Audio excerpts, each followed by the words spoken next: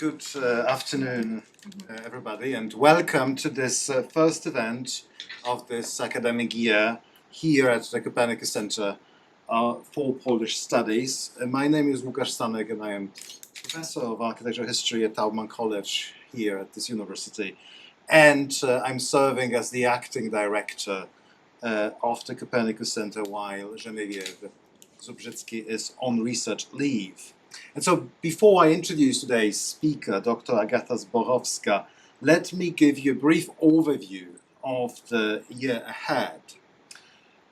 This fall, the programming of the CCPS will focus on film, and on every Thursday in October we will host a film festival that will showcase some classic movies by Wojciech Has, alongside with recent debut by emerging Polish filmmakers. We will also co-sponsor the annual Analogue Polish Film Festival. Additionally, 2 Wiedziński Fellows will present their research at a CCPS roundtable in December. And they include Elżbieta Durys, who's here, and from the University of Warsaw, and Magdalena Skłodowska from the Jagiellonian University. And I would like to welcome both fellows, and also I would like to take this opportunity to extend our gratitude and welcome to our guest and donor, Diane Wiedziński. In winter, our programming will focus on topics that are aligned with my own research interests, which relates to Poland's ambiguous relationship to colonialism and the countries and its people's relationships and exchanges with the global south. And this will include a lecture by the anthropologist Kacper Pobłocki in February. In March, the art collective Slavs and Tatars, consisting of Payam Sharifi and Kasia Kolczak, will present a lecture performance. And in April, the Polish Ghanaian author Olivia Botswontwi will talk about her last book. And I hope to see you at this event, as I'm happy to welcome you to today's lecture by Agata.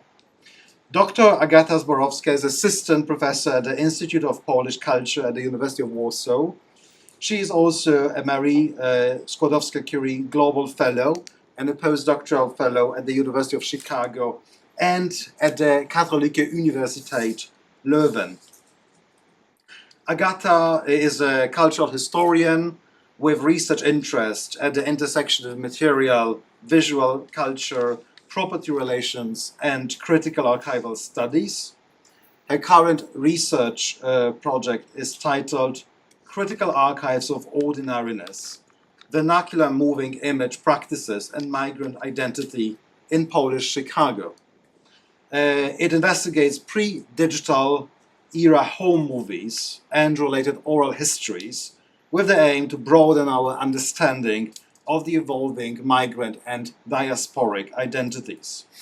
And this is also the focus of her current research at the Chicago Film Archive, and indeed the topic of today's talk. Agata, welcome, and the floor is yours.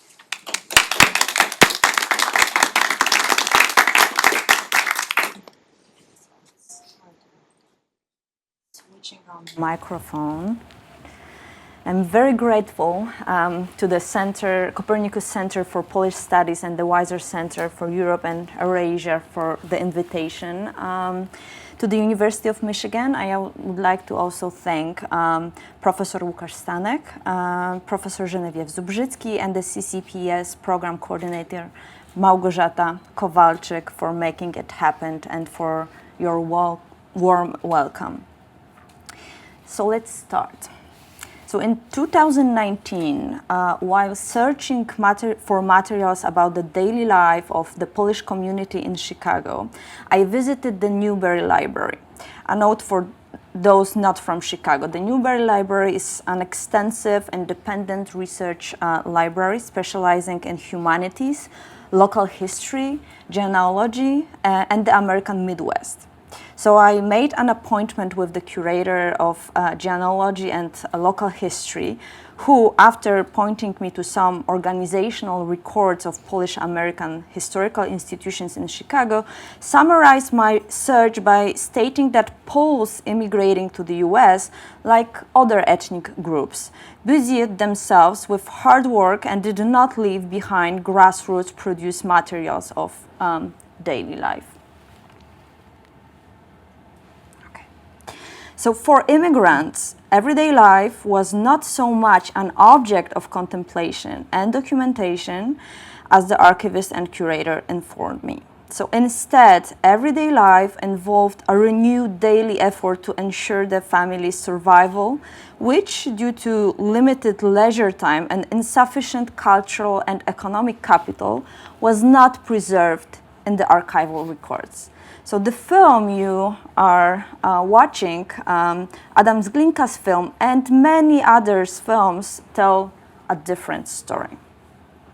So I'm stating with this self-reflective parable as the entry point of my presentation, not just because it was an inspirational touchstone, not even to point out stereotypes of immigrants which are not entirely untrue but represent a reduced form of representation, repeated even by research institutions dealing with local history. Rather, I do so primarily because this example reminds me of the importance of the efforts of various counter-archivist initiatives that help to preserve histories absent from official narratives and tell stories of individuals and groups underrepresented in the records of official institutions. So ahead of my return to Chicago in October 2023, I had identified only one Polish-American family's home movie collection, which had recently been donated to Chicago Film Archives, the official archive, the official partner of my project.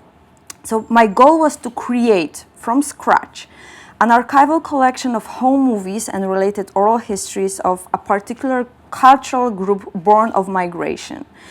As of February 2024, the archive has expanded to 42 film collections, each containing between 2 and 120 movies, spanning both film and video formats, and 40 semi-structured oral history interviews. To date, more than 300 films have been digitized. So all the films you will see today have been collected and digitized as a part of my project. And additional films can be found on the project website, which I will show you later, with more to be added soon. And I will show, as I said, the website at the end. So the archive production process involves community members, filmmakers, and their relatives. My archival objective is to preserve material films and what the records contain, but also to preserve how people experience and engage with the records by watching the digitized films together with the filmmaker or the family members. As Rick Prelinger, American archivist and founder of the Prelinger Archives, reminds us, quote, "The system in which the record is created, transmitted, and distributed is itself a fragile assembly of information in need of archival attention," end quote. So the memory work performed through engagement with community members helped me to reflect on and to theorize my archival practice and revise some of the original assumptions about diasporic vernacular visual production. So today's presentation will focus on the process of creating archive based on ethnicity as a provenance and the specific features of the diasporic archive. So the presentation is organized around 4 features: generations, interethnicity, language, and invisibility. So I will conclude the presentation by briefly mentioning distinctive genres of diasporic vernacular visual production that are closely related to the archive features but deserve a separate presentation.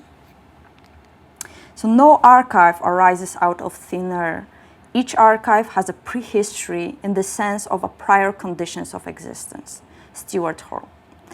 Home movies are kept in original metal cans, as well as Kodak paper boxes in basements, closets, garages, and external storage areas.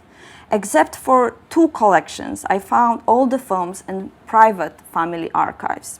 This process involved identifying potential families and individuals, as well as reaching out to various Polish communities in Chicago, trying to create the broadest possible representation of various groups that migrated to Chicago from different regions of Poland and for various reasons at different historical moments, usually requires finding gatekeepers and building relationship of trust. I was able to reach some specific groups, such as Polish Highlanders, only after several months of persistent efforts to connect with them. Constituting an archive represents a significant moment on which we need to reflect with care.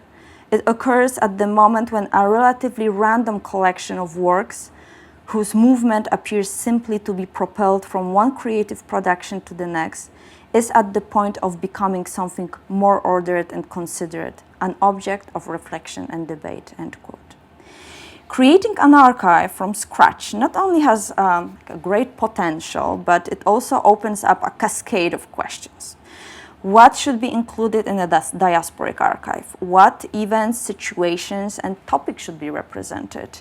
So is it usually said in shorthand that home movies are daily recordings of everyday life, but they are somehow distinguished from that everyday life, such as birthdays, weddings, and holidays, and they often record events that happened not every day, thus capturing a kind of not so ordinary everyday life. Diaspora, like the archive, is equally complex in its field of reference. And since, like so many similar terms, it is operating under erasure, it too cannot be deployed without a certain deconstructive operation being performed, end quote. So a narrow understanding of the diaspora is based on a binary concept of difference and identity.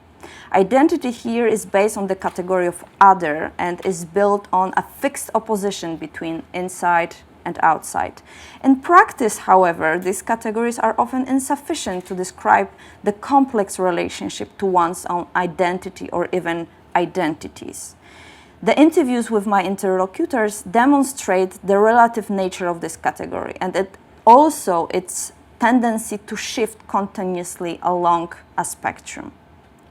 So after these preliminary remarks, I would like to move to the first feature of the diasporic archive, generations, and start with one of the most striking examples of visual migrant experiences. Przyjechaliśmy nocą, rano, przyjechała po mnie ta dziewczyna, żeby tego, i myśmy wyjechali, wszyscy wyszli oszołomieni z tej Polski wtedy biednej i zaciemnionej i opustoszałych półkach w sklepy były, nic nie było w sklepach, a tu wszystkiego w bród, niesamowite. Oszołomieni niesamowicie i światłami, i tymi wieżowcami, ze wszystkim, każdy z nas tylko gębę otwierał z zdziwienia. Także zaraz na drugi dzień, jak tylko zostałem ulokowany u nich w domu, w piwnicy zresztą, to od razu z kamerami poszedłem robić zdjęcia całe Chicago. Byłem tak zachwycony, wszędzie robiłem, właziłem po tych drabinach, gdzieś tam po tych tylnych przeciwpożarowych. Wszędzie robiłem zdjęcia, zacząłem robić filmy, bo od razu przywiozłem 3 aparaty fotograficzne i kamerę ze sobą, także miałem ten sprzęt cały z Polski. So in a more than 3-hour interview, Jerzy George Skwarek, an amateur photographer and tour guide, narrates his first days after arriving in Chicago. So let's go back to the summer 1971. He just left the Polish People's Republic by an ocean liner Batory, the flagship of Gdynia America Line, at the invitation of a friend's mother who lives in Chicago. An invitation from a person living in the US was the only legal way to leave Poland at that time. And by formally inviting Jerzy Skwarek to Chicago, she was supposed to guarantee his financial support in US, usually only on paper in the form of a declaration. So Skwarek describes his first experience of Chicago as a visual bewilderment of the city, which he wants to document immediately in photographs and film. So the result is the film Chicago 72, from which the film stills presented here are taken. The film can be called a symphony of the city, a roughly 20-minute, mostly silent film shot on a Super 8mm camera. And I will return to this film a little bit later. Jerzy Skwarek, however, was in a minority. Most of my narrators came to the US without moving camera. They bought their first equipment only in the new country, often only a few years later after arrival, when their economic situation stabilized. When discussing why they bought the movie camera, even years later, my interlocutors emphasized how important it was to see and document the new country and then show it to their families and friends. So from accounts collected in the late 1980s in Poland among members of the Highlanders community, we know that the camera was one of the items eagerly purchased overseas and taken back to Poland. So although I started with an example of the first generation's experience, oral history interviews are recorded on camera, not only with people who migrated to the US themselves, but also with subsequent generations who either shot films or have movies shot by their parents or grandparents. So in situation where I no longer have access to the filmmaker, the films are contextualized and narrated by their children or grandchildren, so subsequent generations of Polish Americans. The inclusion criteria are based on their declared identity and connections to their Polish roots. That's I'm talking to the first, second, third, or even fourth generation. It can be said that the archive is like temporally unfixed, to borrow Tamara Ryan's formulation, because the stories belong both to the past of the parents and grandparents and to the present-day diaspora of their children and grandchildren.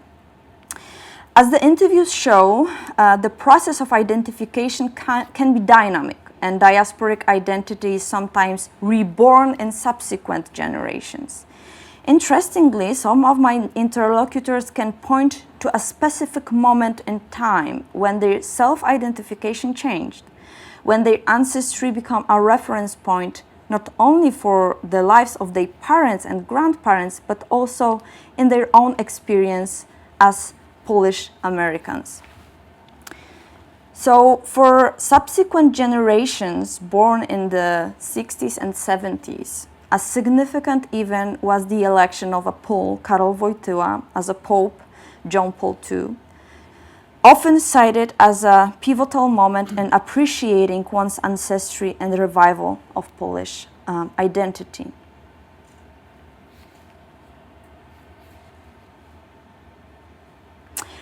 The election of Karol Wojtyła showed that a Pole can, as one of my interlocutor said. My interlocutors linked this event to the end of jokes about dumb Polaks, which were very popular and remembered by them from their childhood in Chicago. In this respect, the home movies of the Polish Pope's arrival in Chicago, as you can see, are a record not only of personal experience, but also can be interpreted in the context of this generational identity experience in successive generations of Polish Americans.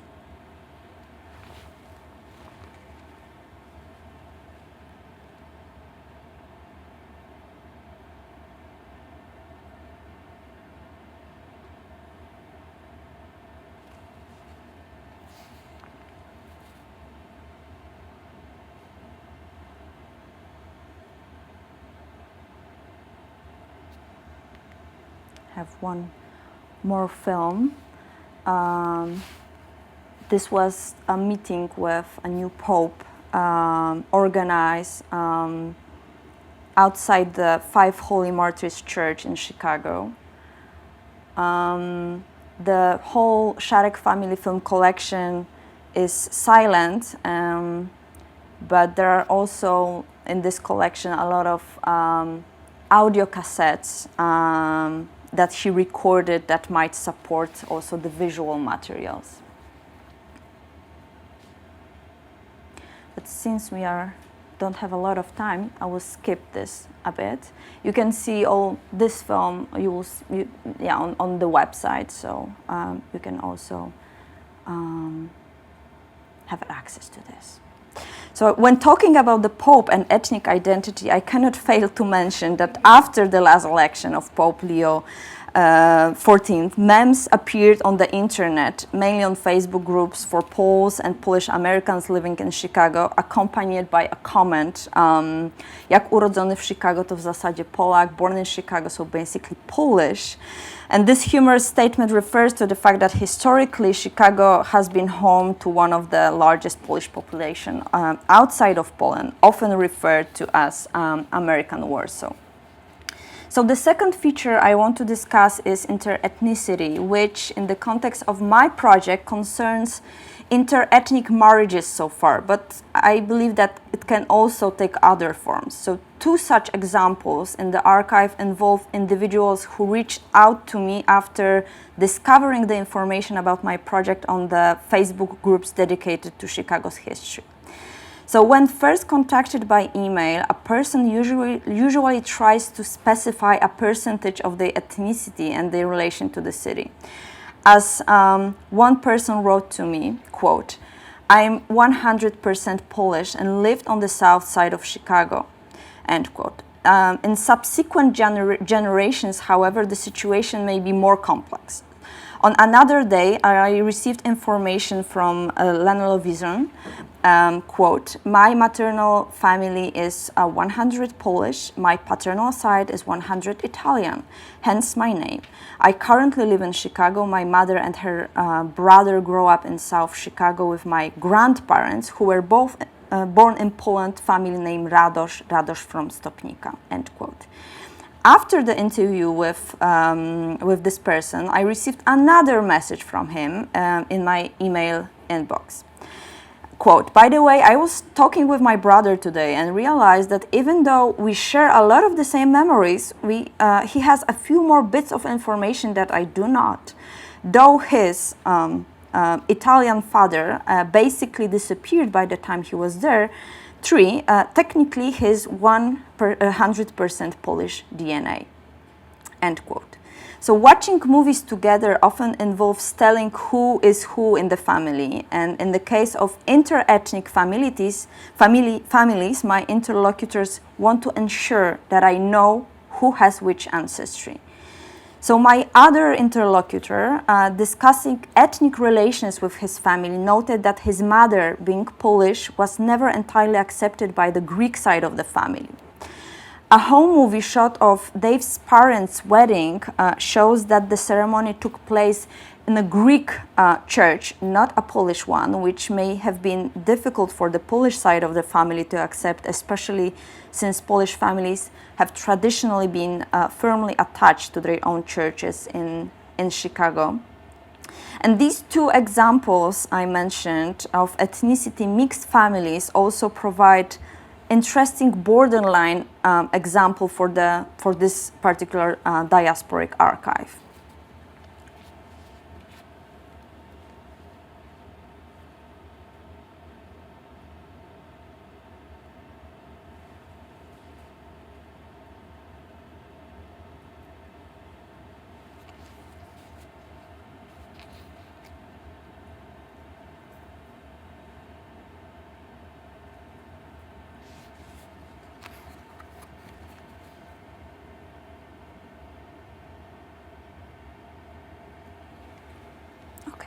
So let's move on to another feature I want to discuss, which is language. So my interlocutors in various ways attempt to demonstrate that they know the Polish language, understand it to some extent, or remember at least selected words or phrases. They want to prove that they know the differences between Polish and the so-called Chicagowski language, a specific amalgamation of Polish and American English. This is intended to demonstrate the Polish identity by showing familiarity with the language's differences and nuances. As one of my interlocutors pointed out to me, quote, "We always said babka, never busia for grandmother. The word busia is used by Americans, meaning people who have like Polish identity, but are far removed from the Polish identity. So, however, it is up to my interlocutors to choose the language they prefer for the interview. To prove their attachment to their diasporic identity, they sometimes select Polish as the language in which the interview is conducted, even if it's their second language and much more challenging to speak and describe their experiences. Not to mention that it's also sometimes much more difficult for the recipient to understand. Conversely, for those raised in Chicago speaking Polish, the language tends to fade away over time, or is used only in specific contexts such as prayer. Often the Polish language was never taught at home and functioned as a secret language reserved for communication between parents and grandparents, not children. But what is the significance of language in mostly silent home movies? So before answering this question, I would like to start with an excerpt from the film that features sound.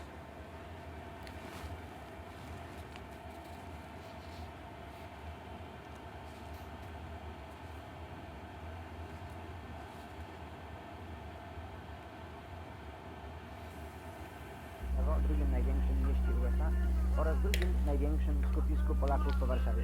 To mieszka ich tutaj około 800 tysięcy. Chicago zajmujące powierzchnię 228 milionów mil kwadratowych swoimi stalowo-szklanymi wieżowcami położonymi na największym jeziorze Michigan stanowi największe centrum transportowe USA. Okay. Ma wielki śródlądowy port o 50 liniach światowych żeglugowych.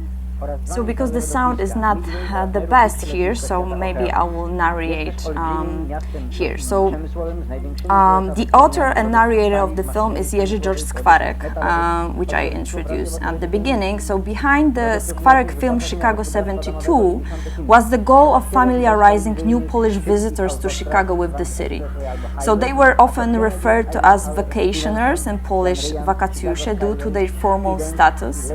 They came to the US on tourist visas to earn some money. So Jerzy Skwarek's films was supposed to provide some elementary information for the newcomers about the city population, geography, other basic facts and rules such as speed limits on the highway. So you will have to take my word for it because the film is still without English subtitles.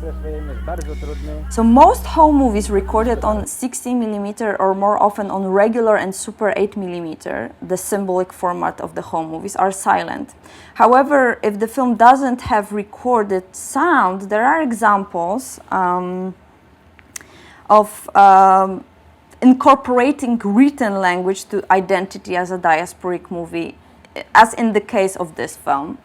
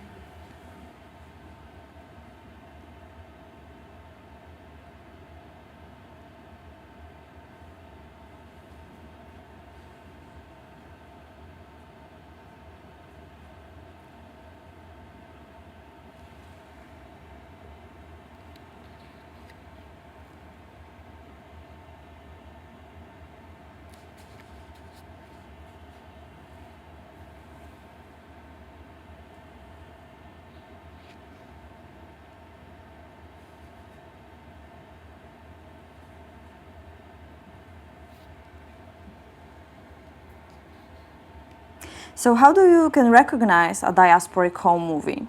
How can you see its Polishness? As other researchers of ethnic home movies often ask, what makes home movies of Finnish, Irish, Italian, or Polish origin different?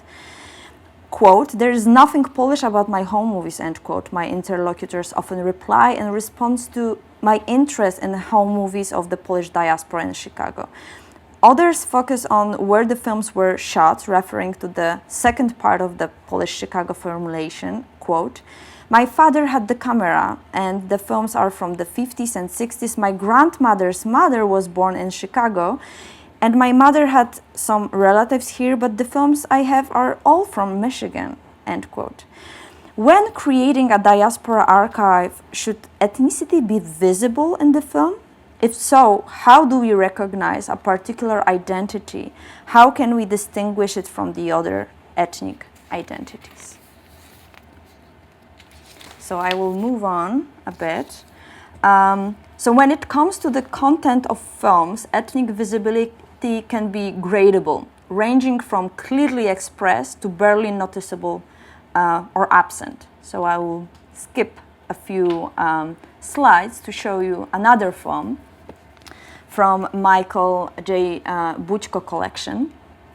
So let's start with the first group of films, where ethnicity is virtually invisible, meaning that it's impossible to see any traces of ethnic identity in the films.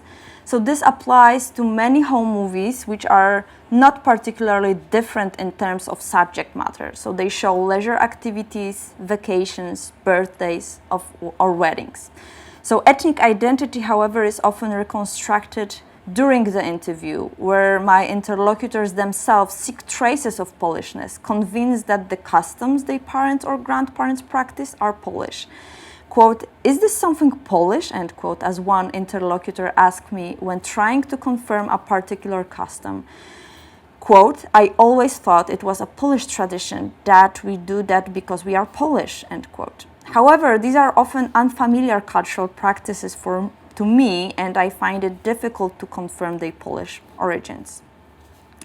So the second group, I include those films in which ethnicity becomes identifiable if the cultural or historic context is known. So an example of this is a film shot on the way from church with a so-called święconka, which you see in a moment, a blessed Easter basket, a Polish tradition of Holy Saturday during Easter.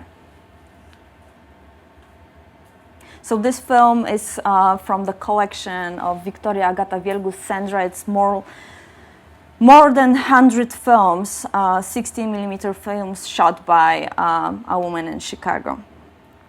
So in this case, however, we need to have a little more knowledge about the cultural practices of a particular diaspora. Other films prove that knowledge of the city, its architecture and history may also be necessary or at least helpful. That said, such diasporic traces can sometimes be misleading. Take, for example, culinary traditions, such as a particular dish like dumplings or donuts, pierogis and pączki. In the case of Chicago, however, dumplings and donuts, pączki and pierogis have long since ceased to be associated with one ethnic group and have become an integral part of the city's landscape. So diasporicity is therefore visible not to everyone and may not be more or less apparent depending on who is looking. So I would like to move on to the last group that includes films where the ethnicity is directly visible in the film's content.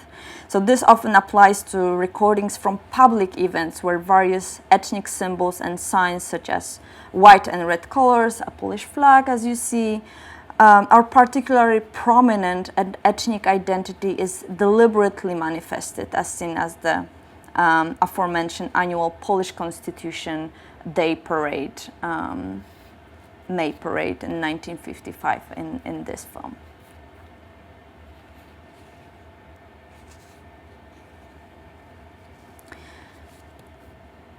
Okay. This film is also available on the website, so I will skip the rest part. So we are now moving on the last part of my presentation. Alisa Lebov, in her text on film camera and the experience of migration, noted, quote, The camera is not simply a recording device that captures the experiences of the displacement. It can be a symptom of that very displacement. Here, the process of documenting and displays a subjectivity via the cinematic apparatus, or as it used to be called, the motion picture camera, reveals within it the seeds of its own destabilization.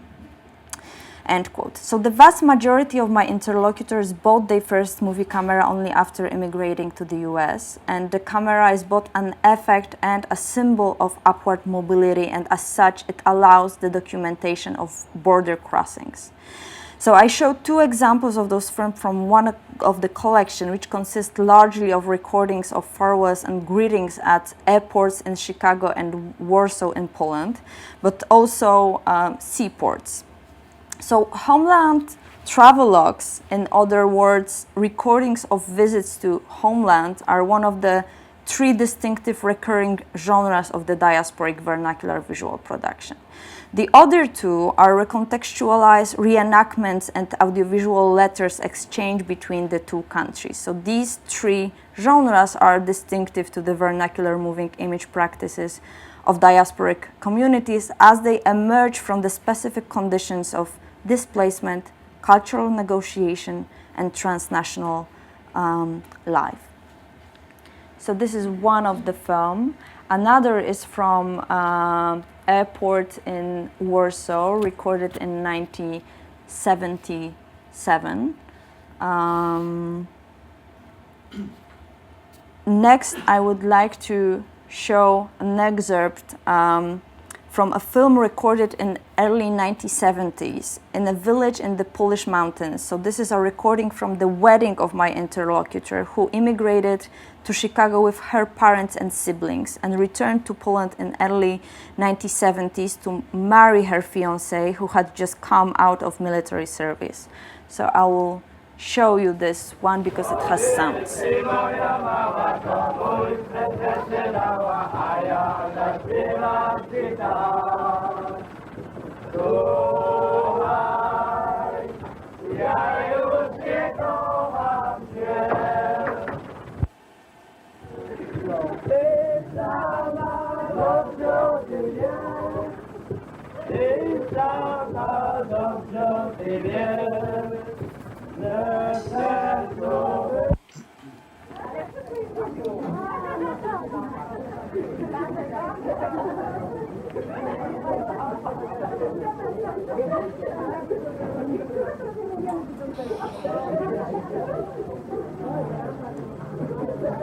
So these are the only films in the family's collection, like 5 very short movies, as they never, like the family never owned a moving image camera, they just borrow it to record this particular event in Poland. So these are only like 5 movies that survived.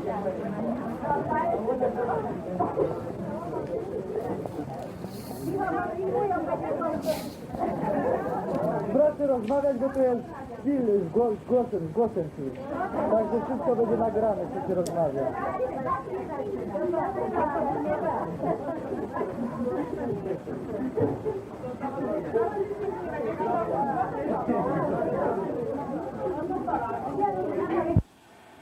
Proszę pić, no proszę pijcie, przyjdzie wspólnie.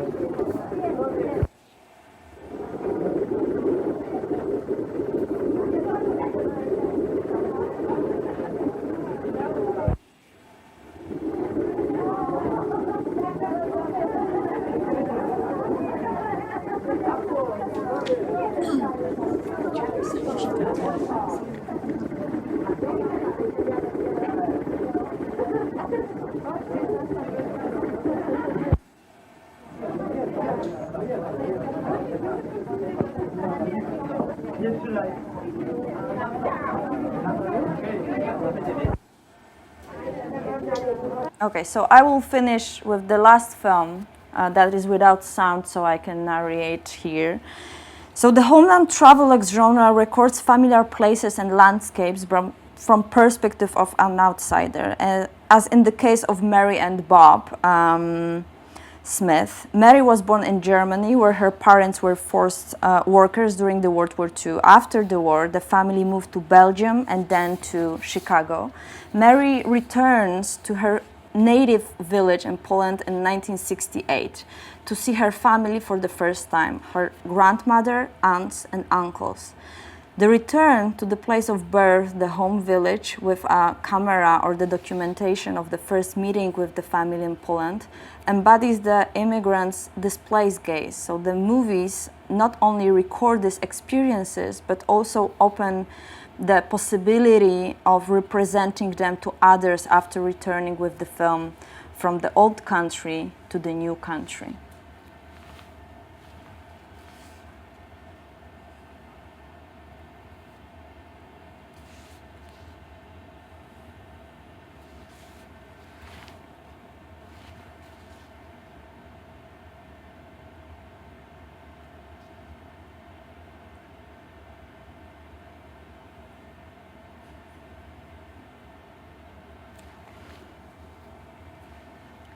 Okay, so I need to finish just showing you the website of my project, where you can find more films in the collection tab.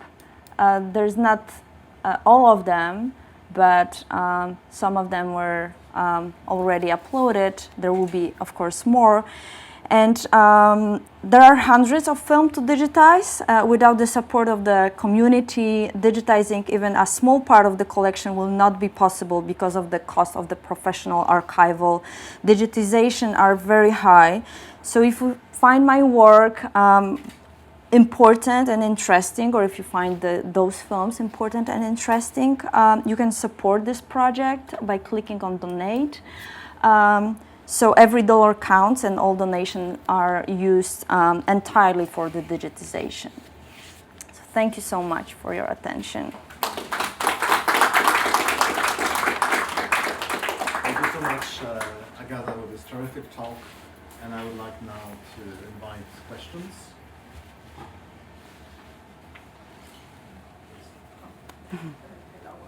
Well, very interesting talk. I have a question about George Skwarek. He came to the US with his cameras, and it was an impressive set of them. So I'm just curious, who was this person in Poland?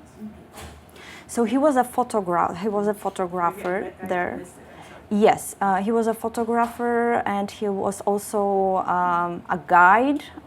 He lived for some time near Krakow, and he, organized some trips in the mountains.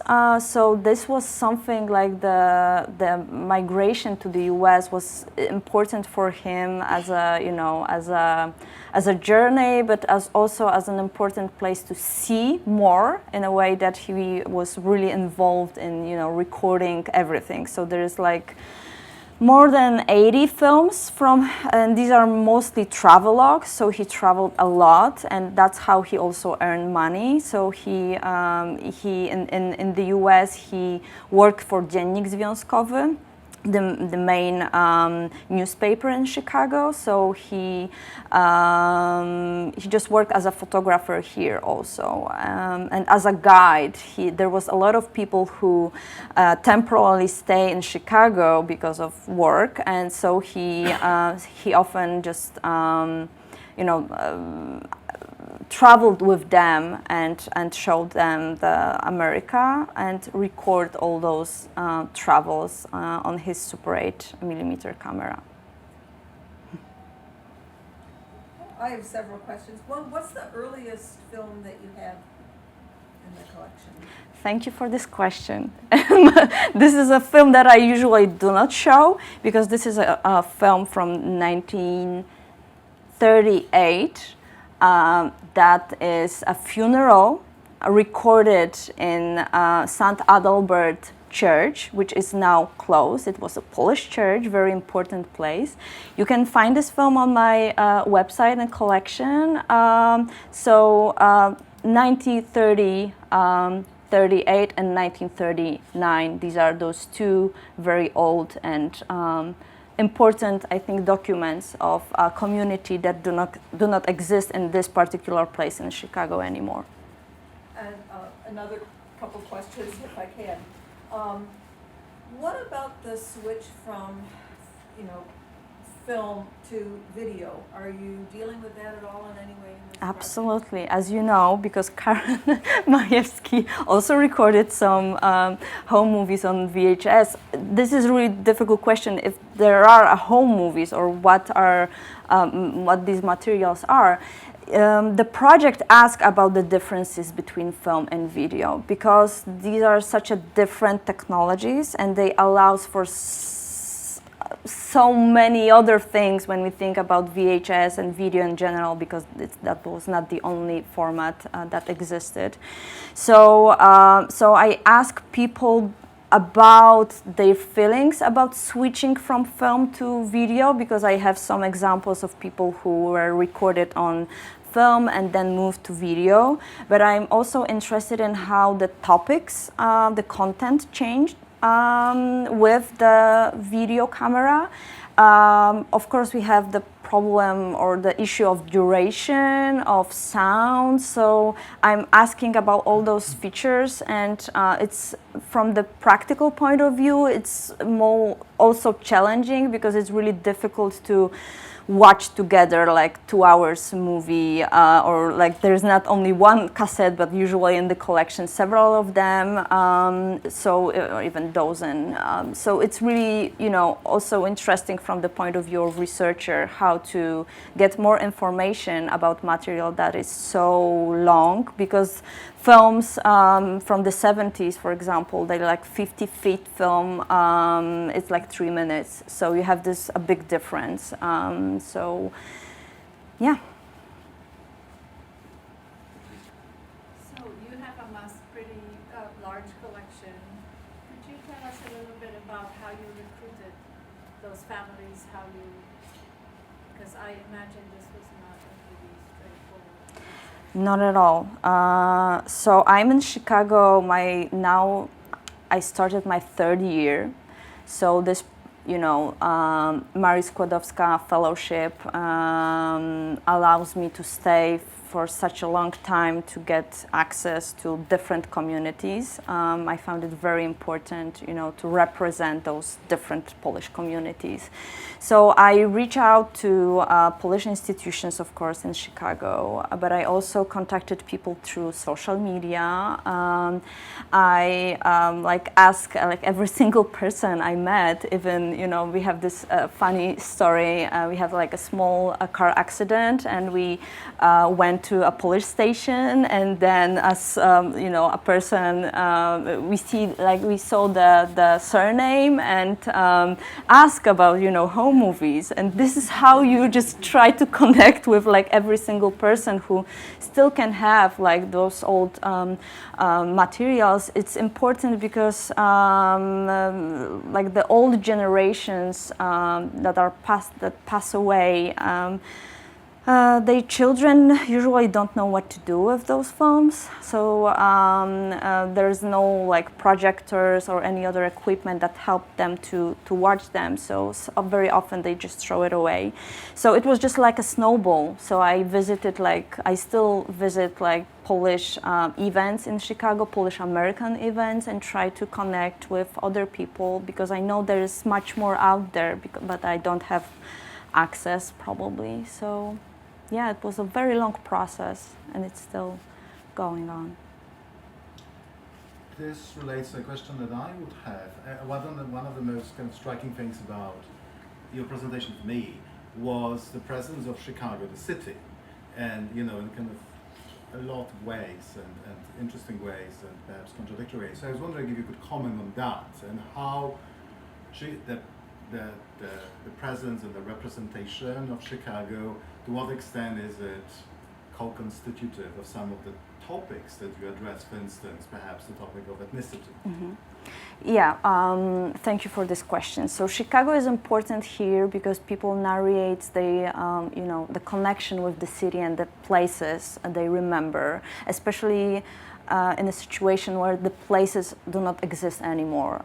They just record, the films document places that are not Polish anymore, or the Polish community is outside of the city, so they bring memories also about how the city was organized differently and how the experiences of being together as a community was different than it is now.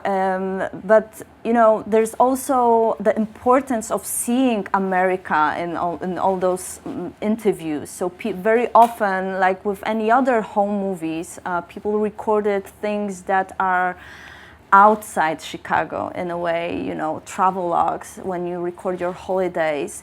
This is also an important part of this project because a Polish community, I'm not sure is it a specific for Polish community, but it's definitely important for my interlocutors.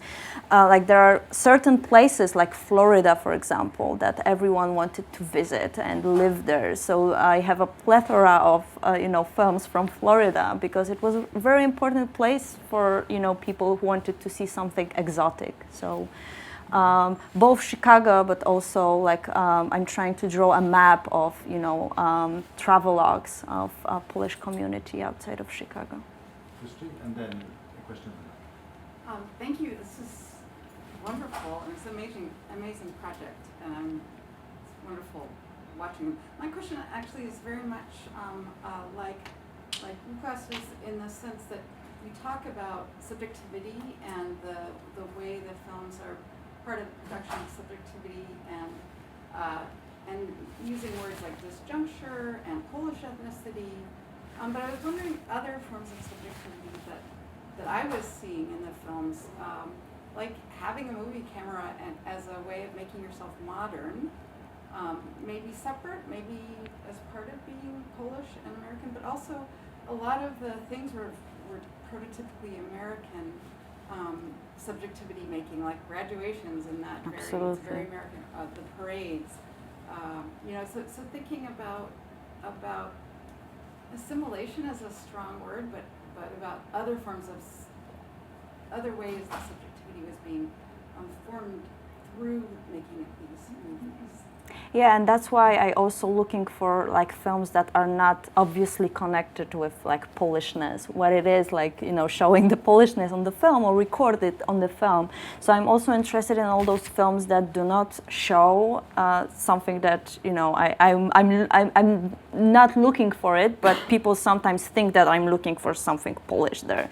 So I'm also interested in how in this like following generations, how the identity and the, you know, the idea of identity, how you feel about your, you know, identity being Polish American. So I think that the boundary is around fifth generation because the fifth generation of people in my case in this project usually do not identify themselves as Polish Americans. They identify themselves as Americans of Polish descent, and very often it's very difficult to discuss with them you know, the Polishness in their family because they are not able or willing to talk about this.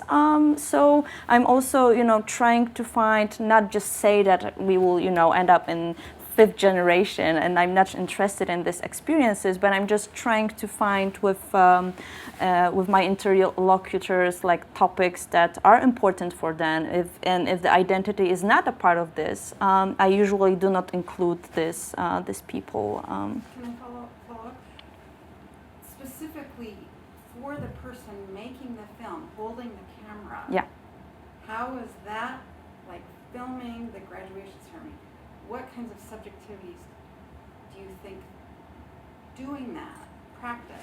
It was especially important, I think, for people who migrated, and the camera was something they acquired here. And you know, the difference between being living in Poland and living in the U.S. and being also American because of the camera, or being a part of, like, you know, the modernity when they have the experiences of like a Polish People's Republic, and all of this was really important. And it's also important for me to see what kind of home movies were created in Poland at that time, because people also had movie cameras. So there are class differences. In the U.S., for example, in my collection or in this archive, there's a lot of movies created by working class families that they didn't have access to this technology in Poland. There's a lot of movies made by women, which is also another layer of thinking about the identity, not only an ethnic part of this. So there are differences that are visible when you compare it to other archives that are collected in Poland. And you can see also, and I think it helps to narrate what's the meaning of having camera and being able to record your experience here in the US. Thank you. Thank you for this question. I'm thinking a lot. I've been working on a study for Polish American music in Detroit, and I see a lot of similarities, and especially something that comes to mind really with film. And someone had asked about digital instead of just standing on the camera. And digital to me gives you a lot of chances for self-editing. And when you speak with people, you're getting the edited version. Like you say, sometimes they're trying so hard to give you what's Polish instead of what's them, and letting you ask questions. There's a lot of self-editing going on, and I think that's a really important topic that you brought up. And I had a question about that 1972 on the freeway. Mm-hmm. Was that being done, you said, to inform Poles who were coming here about the traffic? You were talking about the speed limit. I couldn't really understand.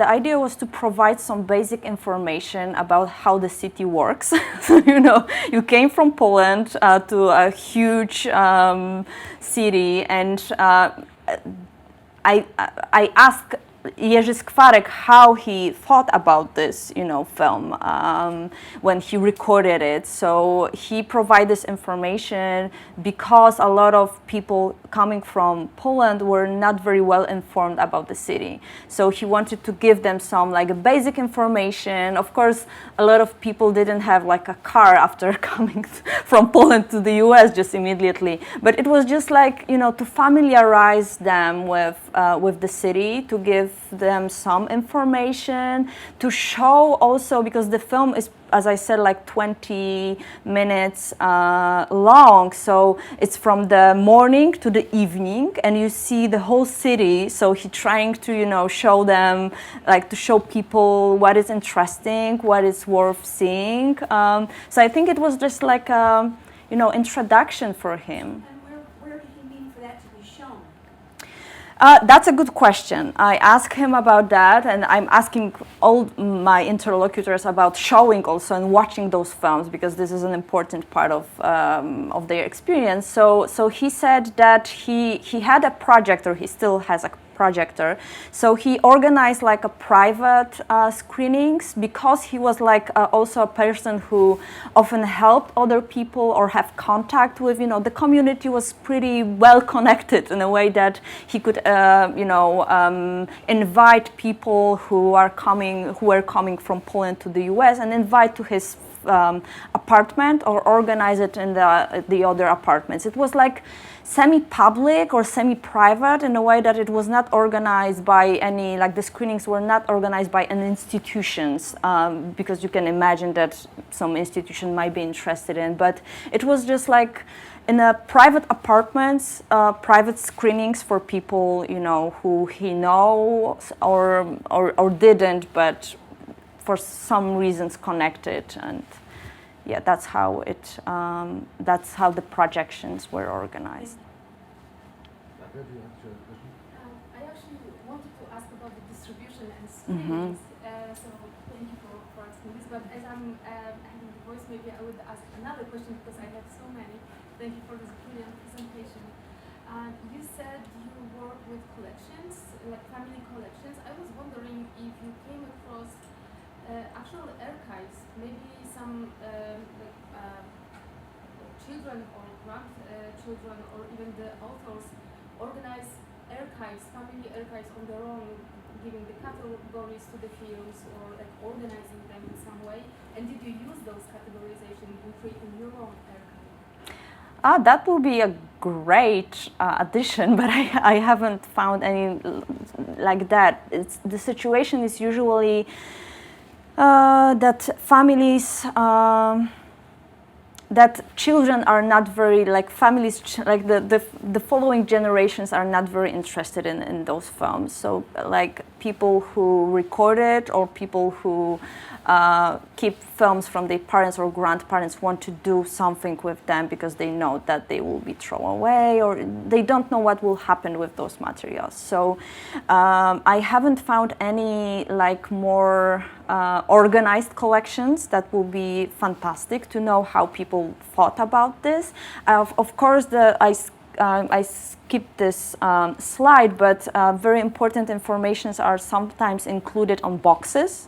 So I keep all those boxes and make pictures to be able, you know, also to see how people thought about organizing this collection or naming this collection. So, so there are some interesting examples, especially when you can observe how language changed also, you know, when they use like Polish or when the Polish American, like Chicago language or how you want to call it, appeared and were included in the following generations. So there's a lot of that kind of information that helps to understand how people deal with these materials over time. I'm sorry if I missed it, but what is happening with actual physical films? Because you digitalize them, are they lent to you? Or because I understand that people sometimes just don't want them back. Yeah, so there are several different ways of doing it. So I always ask people if they want to donate those films to Chicago Film Archives, because Chicago Film Archives is focused on Midwest, on Chicago especially, and like home movies and amateur films. So when people sometimes people want to donate those films as a part of the project, and it will be a part of like a Polish diaspora archive. But very often people still want to keep those material objects because they are important for them. So so I only like borrow them, digitize, and you know, return to the owners. It only, you know, depends what are the, you know, what people want to do with these materials. And I would think that probably if people are approached and now they see there is value in them, they probably for some become more valuable. Now they see that maybe approach them, no?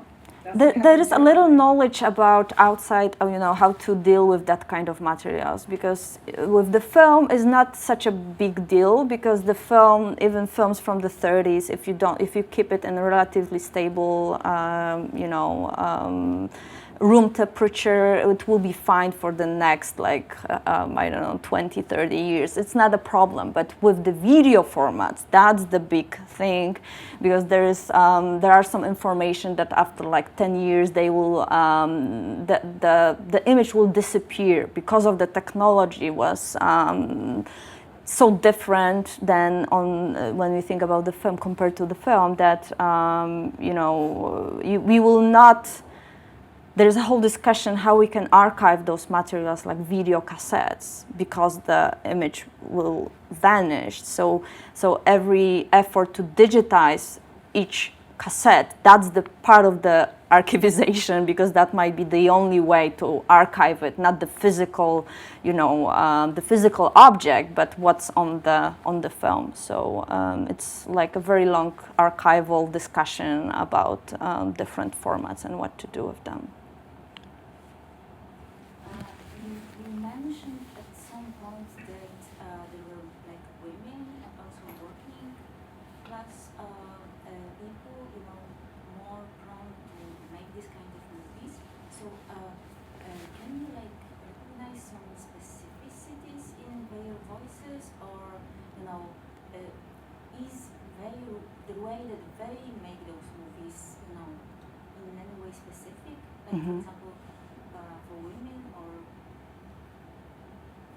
Yeah, I remember when I discovered the collection of Victoria Agata Wielgus Sendra. So I was contacted by the filmmaker daughter, and she said like she has a lot of movies, and I didn't expect that it's like 120 movies, and this is like an amazing collection because the 16mm camera was also more expensive, and she was a grocery store owner, so it was like a small store in Chicago, and she was able, you know, to save some money and just make her movies. And I remember when I first, inspected the collection, and it was pretty amazing how different those films are from, for example, Jerzy Skwarek's collection. You know, her sensibility and the content of the films that were mostly on family life, but also the way she trying to capture her, you know, children, of course, but also there are some films from her grocery store or in front of the grocery store. So every wedding she attended, she, you know, recorded it. So we can say that those topics are also in other films. So, like, you know, the very often they repeat themselves in a way, like leisure time and special events. But I think what is really important to me is also to get some information why the camera was so important, why, you know, why people wanted to buy it, and what kind of meaning they associated with shooting films. So I wouldn't really. There are differences, of course, but I'm not sure if there's something like women's perspective. I can't say like now, based on this material, that is like something very special, because there's other, like the same topics that are in the other collection shot by men. So I would rather would like to wait a bit and say, after I will collect maybe more collection also from women filmmakers. Because no, there is more of them, but it's really difficult when you ask someone who really had the camera. There was like a few filmmakers, and the most interesting part of this is that when you discover that actually the filmmaker or the person who was provided